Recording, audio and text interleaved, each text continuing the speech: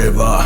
za tornjeva strojeva, nova borbena oprema, bolesna dometa pa iz odreda podzemlja ide golema vojska, nova odredba stožera, softvera pogreška s mojega trosjeda, počela je podbrežna oprečna provedba projekta stoljeća, boljega čovjeka, iz koprena kovčega vadim žice, vike i šprice, u kičme križem utisnem zmijski indeks, sve toksine usišem, tako je sistem osmišljen, pa pročišćeno biće pomičen s piste mašine, aktiviram alarme kamere s katedrale, u Nexusu cvili stroj da strune su pukle, kule se ruše, službe žure po puške, moje ime se čuje na svakoj radio stanici prostora bivše Juge, pa iz pepela dižu se sluge da uha načule.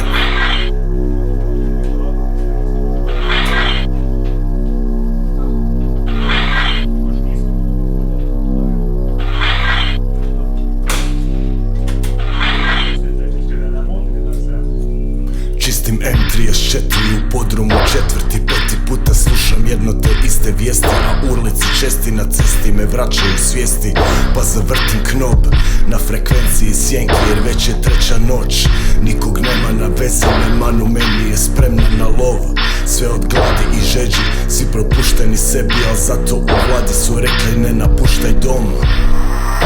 Da znamo gdje si, otvaram vrata podruma, sa zadovoljstvom primijetim da nema njihovih dronova, osim nekoliko mrtvih klonova po zemlji, leševi u rijeci, strečeri iz hitne pobacani baš po svakoj cesti.